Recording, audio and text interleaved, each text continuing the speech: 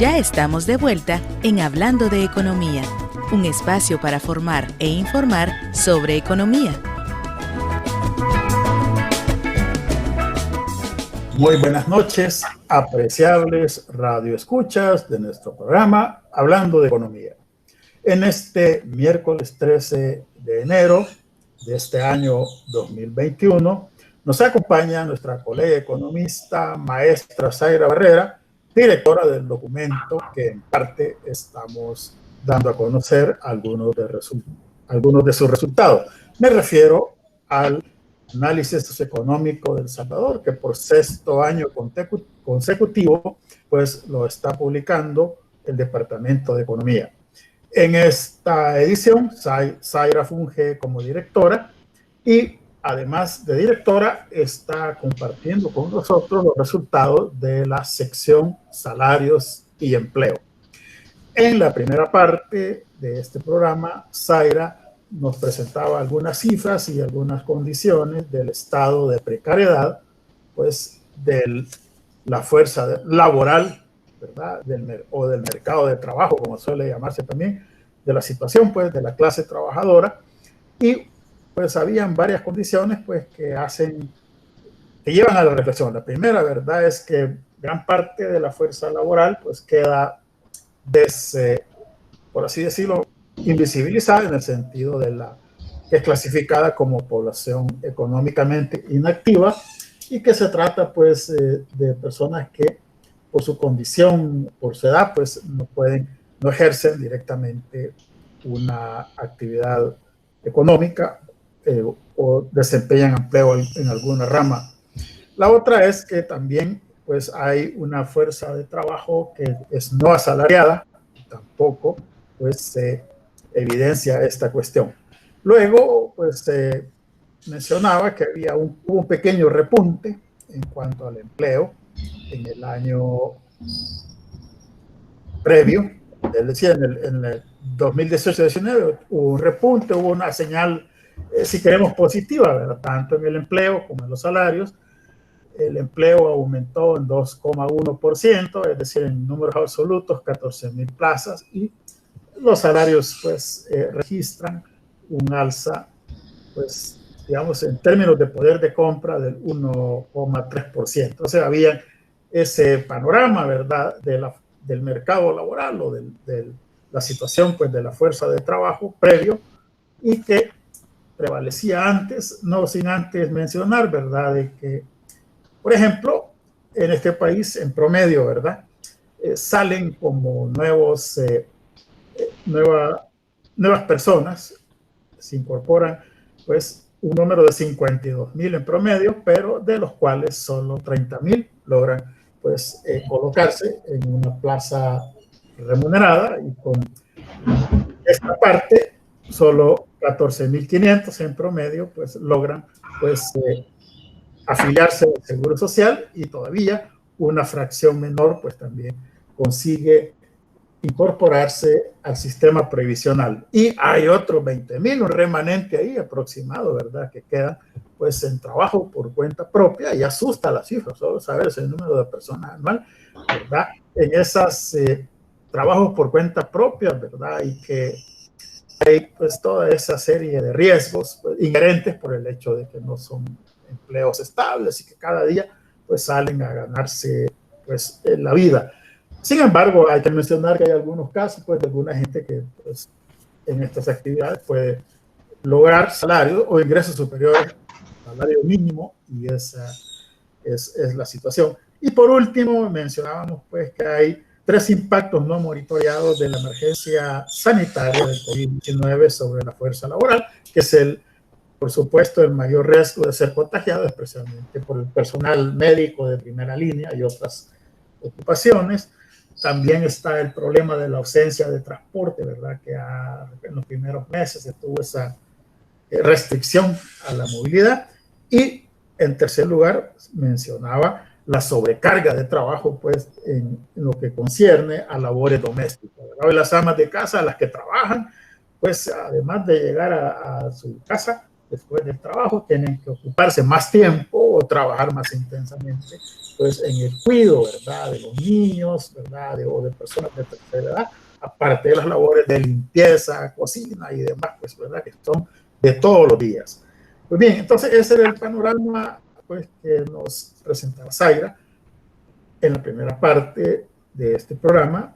Y ahora bien, Zaira, en general, ¿cómo han impactado las medidas de distanciamiento y restricción a la movilidad en el empleo y en el nivel de los salarios? Bien, gracias. Quizás solamente retomar una colita de lo último que mencionaba en torno al incremento del trabajo de cuidado. Y es que, bueno, por cómo están configuradas las cosas, ha sido una recarga, como usted bien lo señalaba, que recae sobre todo sobre las mujeres. Claro. Porque así, digamos, porque son las que han destinado, según la evidencia estadística, más tiempo a este tipo de actividades. Sin embargo, también es importante decir que con esto no queremos, ni mucho menos, normalizar que eso sea así. Es decir, que también hay que tener en cuenta que unas medidas de distanciamiento que obligan a las personas a permanecer más en casa también debió acompañarse de medidas que facilitaran la corresponsabilidad entre hombres y mujeres también en cuanto a los cuidados, en cuanto a la provisión de cuidados a personas dependientes y también a la realización del trabajo doméstico, porque también se ha visto en las noticias muchos casos de feminicidio y de violencia al interior de las casas que tienen que ver justamente con esta distribución dispar de los cuidados, pero también con la sobrecarga de trabajo, con cuestiones de salud mental que eventualmente podrán conversar posteriormente, tal vez con la colega. Claro. Exacto. Entonces, solo para señalar eso. Bien, me pregunta como el impacto sobre los empleos y los salarios. Yo creo que el punto de partida que que tomamos en este caso fue la información que presenta el Seguro Social. Tal vez es importante decirle a las personas que nos están escuchando de que este estudio, digamos que la elaboración propiamente, o sea, en el momento en el que se estaba elaborando, la información del Instituto Salvadoreño del Seguro Social más actualizada estaba disponible hasta el mes de mayo. Por eso es que en el informe llegamos hasta el mes de mayo. Sin embargo, con el tiempo las estadísticas se fueron actualizando y, por ejemplo, ahora ya encontramos información hasta septiembre. Pero tal vez es importante que tengan presente eso. Ahora, el punto de entrada para señalar la afectación sobre el nivel de empleo de las medidas de cuarentena es que lo que nos muestra la información del Seguro Social es que hay un incremento importante en la cantidad de personas que, si bien es cierto, están en planilla, o sea, siguen figurando en la planilla, siguen ganando su salario, pero no están cotizando de manera puntual o la patronal no está reportando de manera puntual la cotización de esas personas. El Seguro Social, por lo tanto, tiene como dos tipos de cotizantes. Están los cotizantes en planilla, que son aquellos que figuran, obviamente, en las planillas de la patronal. Y está otra columna que en el Seguro Social se le llama los cotizados, que se refiere a las personas que están en planilla en ese mes y que ya reportaron su cotización de ese mes. Digamos que son los que van al día, los que van cumpliendo. Los que están, Cabal.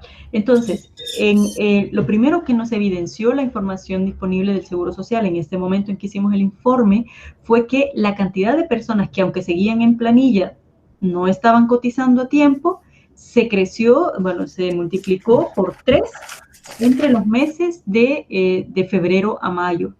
Por ejemplo, en 2018 y 2019, digamos que aproximadamente 8.500 personas están en planilla, pero no han cotizado ese mes. Digamos que son las que no van al día. Pero para marzo de 2020, según la información disponible en ese momento, que era hasta mayo de 2020, la brecha se había abierto hasta 24.000 personas. Ahora, casi 3 veces.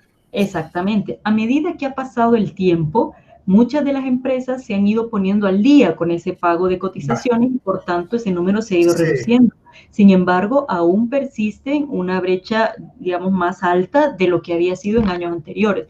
Entonces, una primera afectación de la pandemia es justamente que las empresas han mostrado dificultades de diferente índole para llevar las cotizaciones a tiempo. Luego, el segundo elemento que hay que destacar es la reducción. Ya no estamos hablando de la gente que va al día con sus cotizaciones, sino de la gente que aparece en la planilla. Ese número se redujo de manera importante. Los mínimos, los meses en que más reducciones se registraron fueron los meses entre mayo, junio y julio, en donde se registran reducciones de más de 60,000 personas en relación a lo que había en el mismo mes de 2019. El año anterior. Sí, exactamente, lo que se le llama la comparación interanual. Interanual, sí. Ajá, tenemos en ese sentido que el punto más bajo, o sea, digamos que la reducción más significativa, así viéndolo punto a punto, se ubica entre los meses de junio y julio de 2020, en donde había más de 60,000 personas que estaban en la planilla en 2019 y que ya en 2020, en el mes de julio, ya no aparecían. Entonces, ahí eso es un indicador de la reducción del empleo con cotización. Ahora, ¿qué es lo que pasa?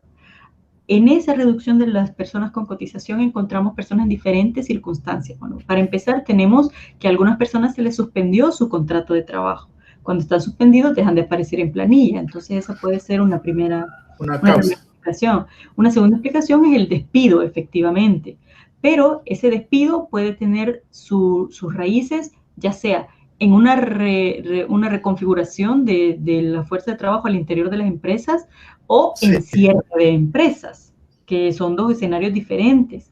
Perder el trabajo porque hubo recorte en el número del personal o perder el trabajo porque la empresa cerró. Son dos situaciones diferentes, aunque ambas signifiquen despido. Y también puede haber personas que tenían contrato temporal y a quienes no les fue renovado ese contrato y por tanto ya no aparecen como cotizantes. Estas situaciones específicas no podemos saberlas a partir de la información que nos da el seguro. Solo sabemos en el número grueso cuánta gente ya no está en planilla y cuánta gente va, o sea, digamos que no va al día con sus cotizaciones.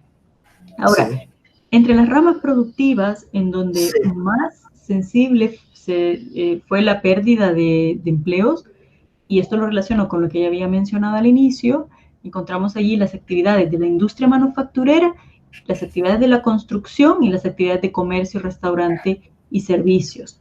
Entonces, en la industria manufacturera, como ya lo había mencionado al inicio del programa, desde 2019 ya se registraba una reducción en más de 2,000 personas en el número de cotizantes, en 2019, antes de la pandemia. Y esa pérdida de cotizaciones en esa rama se profundizó a partir de los eventos ocurridos en 2020. Bueno, ya veremos qué pasa en este 2021. También se redujeron de manera importante en la construcción y en el comercio, por lo menos hasta lo que había registrado en mayo. En los últimos meses del año 2020 hubo cierta recuperación, aunque aún no se han alcanzado los niveles de empleo que se tenían en años anteriores en esas ramas productivas. Entonces, ahí hay una afectación directa en el número de empleos y como dije, es importante saber cuáles son las raíces de esa reducción en los empleos, o sea, si es suspensión de contratos, si es despido por cierre de empresas. Es importante saberlo porque eso nos dará pistas para identificar la mayor o menor facilidad, digámoslo así, para recuperar esos empleos, porque no es lo mismo. No es lo mismo, por ejemplo, incrementar los empleos sabiendo que lo que había era una suspensión de contrato que eventualmente se va a acabar, o si es un cierre de empresa, porque definitivo, no se cierra, no se abre tan fácil como podría ser el reactivar las actividades para las personas con contrato suspendido. Entonces, eso en cuanto al empleo con cotización. Ahora, si miramos el tema de los salarios, también la peor situación, digamos, en cuanto a los salarios se presentó nuevamente en estos meses de mayo y junio, y porque son meses en los que hubo una restricción más profunda, digamos, de la movilidad, una prohibición directamente de la movilidad, y eso y eso se reflejó en una caída en el salario promedio mensual de las personas que trabajan en el sector privado en el Seguro Social. Una reducción que supera los $60, son aproximadamente $66, que menos en 2020 en relación a lo que se ganaba en 2019.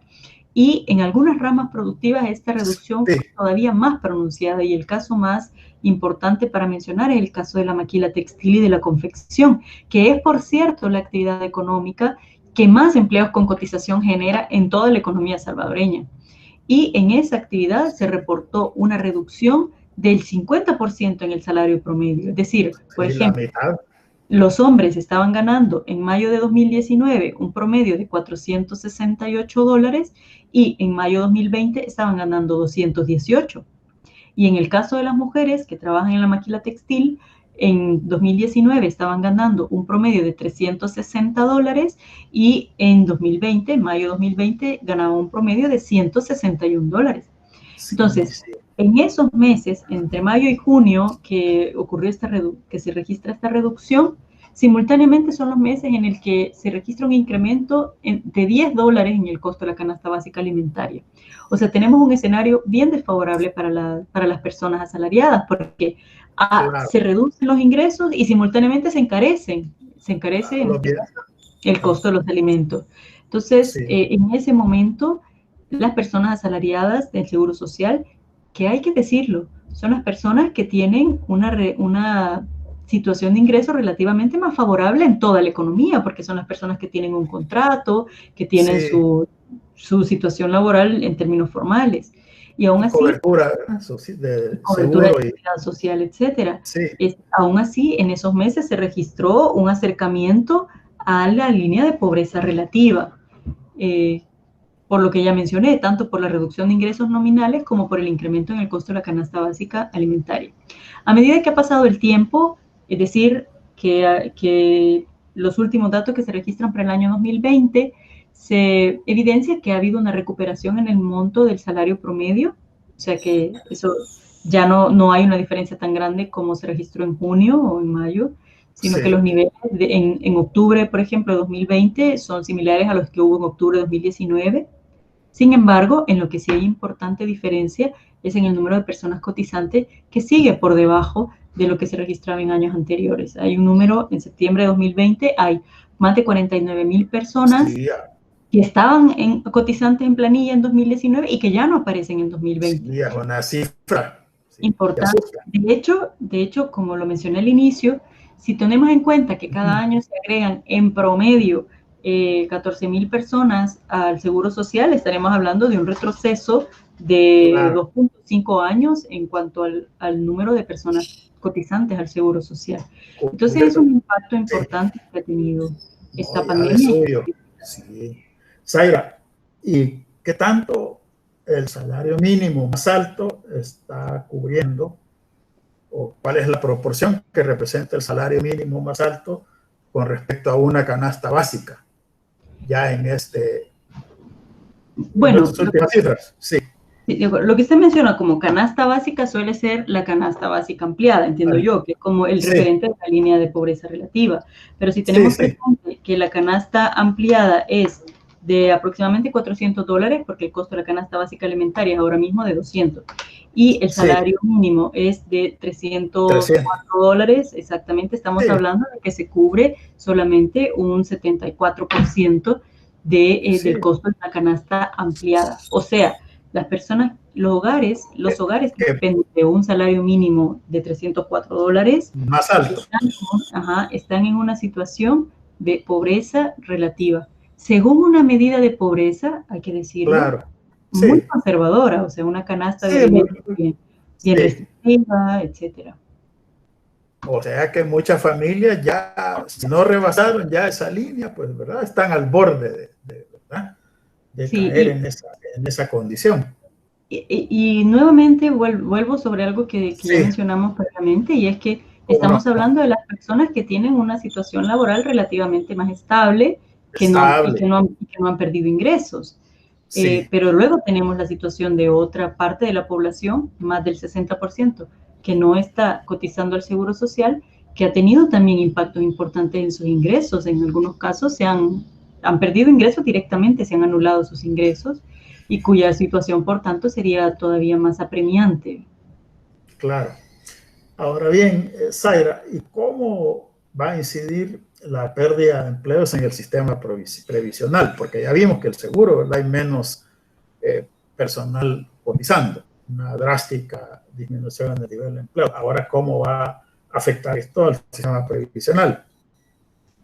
Pues, bueno, yo creo que los impactos sobre, bueno, el impacto sobre el sistema previsional hay que verlo desde la perspectiva de las personas cotizantes y también desde la perspectiva del propio sistema de ahorro para pensiones.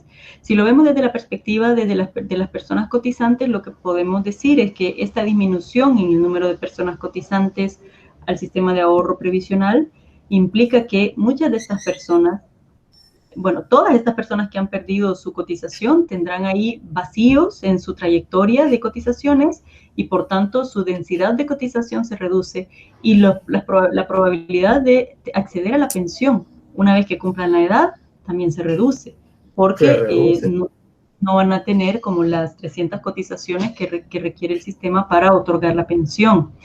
Y esto es especialmente grave para las personas que han perdido su trabajo en una etapa de la vida en la que ya es un poco más difícil insertarse a un nuevo trabajo que también ofrezca cotización.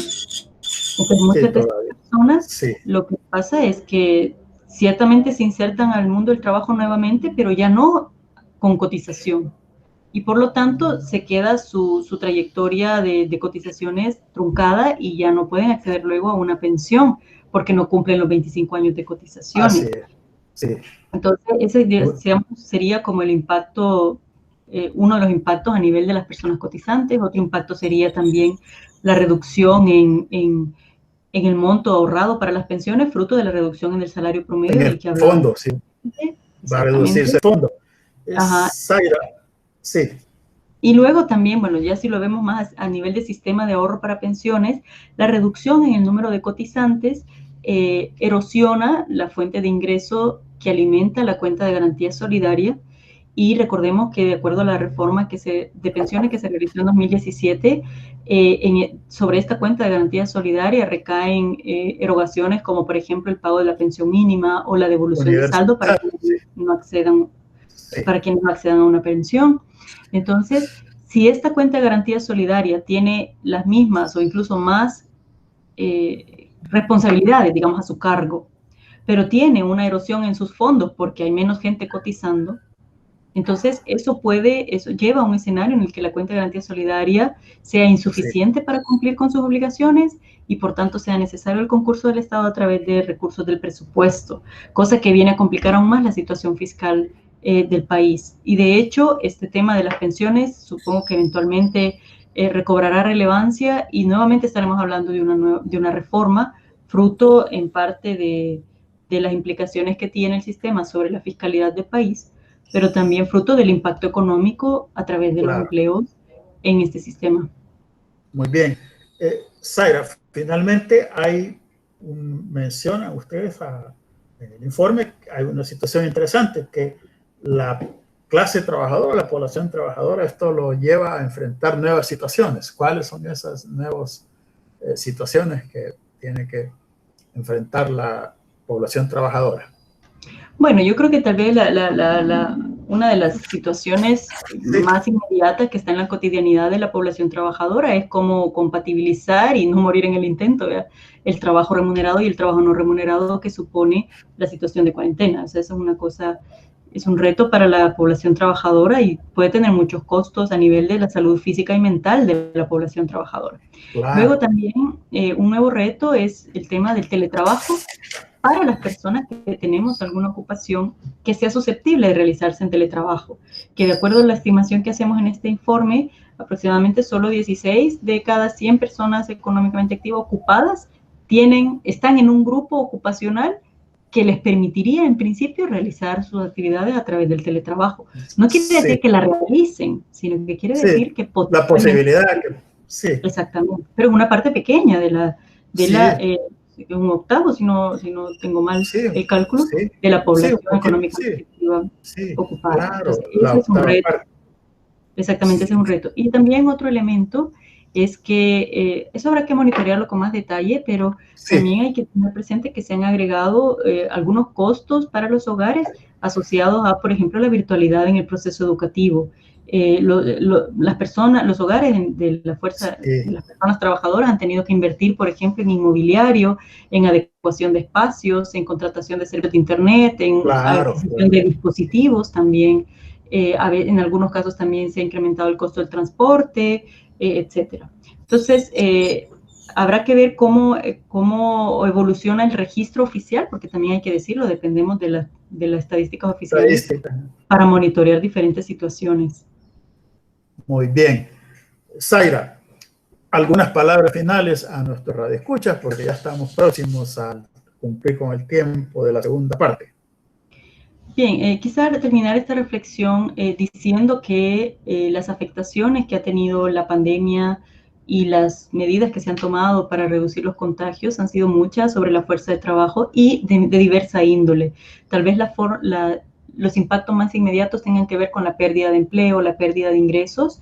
Eso es como lo más sensible, obviamente, pero también está teniendo otros impactos en torno a, por ejemplo, la mayor carga de trabajo, de cuidado y las implicaciones en términos del estrés que eso tiene para la fuerza de trabajo, el estrés también de la inestabilidad en el trabajo o pues el ambiente que se genera en los puestos de trabajo cuando hay despidos, cuando hay reducciones del ingreso, y para las personas que no son asalariadas también la incertidumbre en el entorno económico, de saber cómo van a obtener más ingresos, etcétera. O sea, desde el departamento lo que hemos hecho es monitorear estas situaciones y ofrecer esa información como para orientar, si así fuera el interés de las autoridades, orientar en torno a cuáles son las afectaciones sobre la población trabajadora y cuáles son las medidas que se van a tomar para aliviar esta situación que recae sobre la fuerza de trabajo.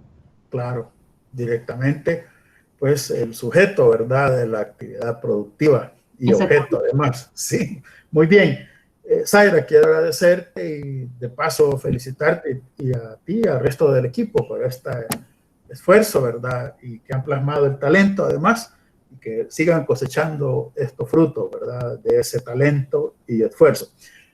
Quiero agradecerte pues nuevamente que nos hayas acompañado y también quiero agradecer a Gabrielita Burgos también pues de nuestro departamento de Economía por su permanente apoyo, así como YSUCA. Y finalmente un saludo a los jóvenes estudiantes de Economía, integrantes de nuestro equipo de producción.